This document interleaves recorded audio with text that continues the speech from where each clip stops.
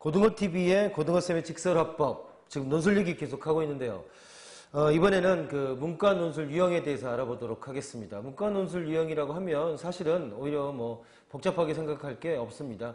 통합교과형의 문제들이 출제되고 있고, 그 다음에 대략 논술을 시험을 보는 시간은 2시간 정도가 거의 공통으로 이제 다 굳어졌습니다. 그리고 문항은 보통 2문제, 3문제, 평균적으로 보면 한 3문제 정도가 출제되는 것이 문과 논술입니다. 거기에다가 영어 제시문을 사용하느냐, 그리고 수학 문제가 하나 들어가느냐, 이 차이가 있는 거 정도? 요게 이제 문과 논술입니다. 왜냐면, 자, 이런 것들을 좀 따져봐야 되는 이유가 좀 있습니다. 왜냐면, 논술 같은 경우에 보통 논술을 준비한 학생들 같은 경우는 학교 하나의 논술만을 보고 준비하지 않는다라는 겁니다. 그렇기 때문에 공통적인 유형들을 집중적으로 준비를 한 다음에 그 다음에 자기가 가고자 하는 과나 학교의 특성에 맞춰서 조금씩은 변형을 해줘야 된다는 겁니다. 그래야 확률이 높아진다고 할 수 있습니다.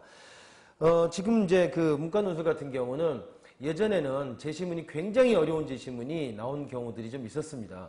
고대 같은 경우 1번 문제가 이제 몇 년 전에 그런 문제였죠.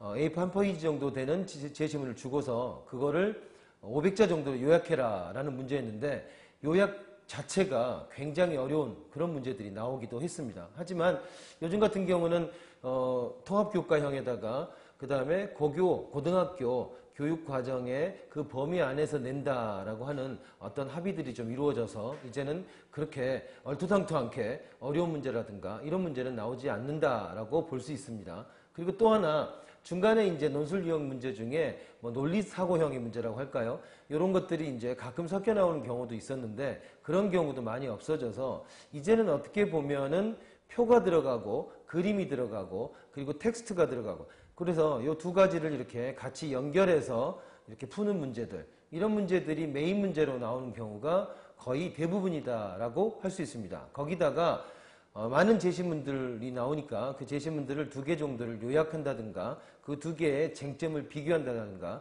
이렇게 짧은 글을 쓰게 만드는 이런 글쓰기들을 시키고 있다, 이렇게 보면 되겠습니다. 좀 들여다보면요, 자, 이렇게 정리를 해놨는데요.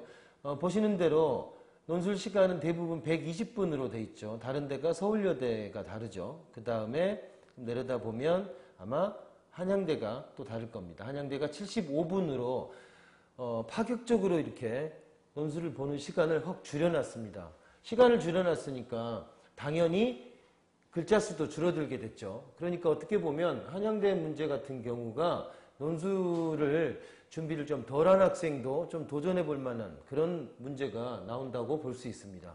그리고 다시 역으로 올라가면서 볼까요? 어떤 게 있냐면 외대니까 영어 제시문 나오는 거 그럴 수 있겠죠. 그 다음에 다른 데를 보면은 수학이 들어가 있는 데가 있습니다. 술이라고 써져 있는 데도 좀 있는데, 이 경우는 논술 문제가 이제 계열별로 좀 나눠지는 경향들이 있습니다.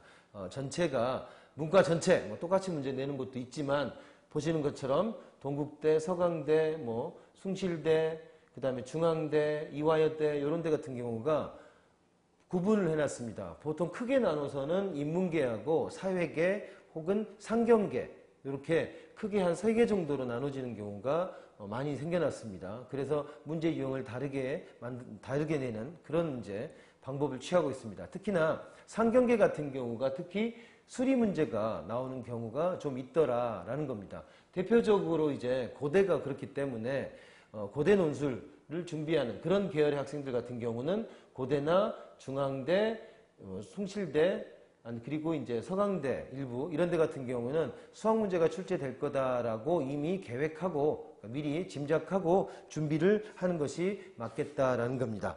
자, 이렇게 보면 인문 논술이라고 하는 것은 이제 어떻게 보면은 이제 정형화가 많이 됐다, 이렇게 판단할 수 있습니다. 예전처럼 글을 아주 길게 쓰게 하는 그런 경우들이 없어졌고, 글 자체가 500자, 길어야 1000자 정도 되는 글을 쓰게 만든다라는 겁니다.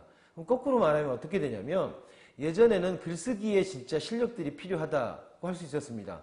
예전에 1800자 서울대 같은 경우에는 서론, 결론 말고 본론에서 어떤 예를 든다든가 해서 글자 수를 맞춰가는, 즉 글을 쓰는 실제 능력, 글쓰기 능력들이 좀 많이 필요한 경우가 많았다라는 겁니다. 하지만 요즘에 문과 논술이라고 하는 것은 길어야 천자입니다. 근데 거기에다가 표하고 제시문이 서너 개씩 붙어 있기 때문에 이런 것들의 쟁점만 정리해도 사실은 천자 채우는 것은 문제가 안 되더라라는 겁니다. 그러니까 글을 쓸 때도 정확한 쟁점을 찾아서 정확한 포인트를 써야 된다는 얘기고, 채점을 하는 사람 입장에서 본다면은 오히려 포인트를 체크해서 점수화시키기가 쉽다라는 겁니다. 그렇기 때문에 이제는 논술을 준비할 때 글쓰기가 아니라 사실은 제시문들 간의 관계, 그리고 그것들을 통한 논리적인 사고력, 이것이 논술의 정답에 가까운 것이라고 볼 수 있다는 겁니다.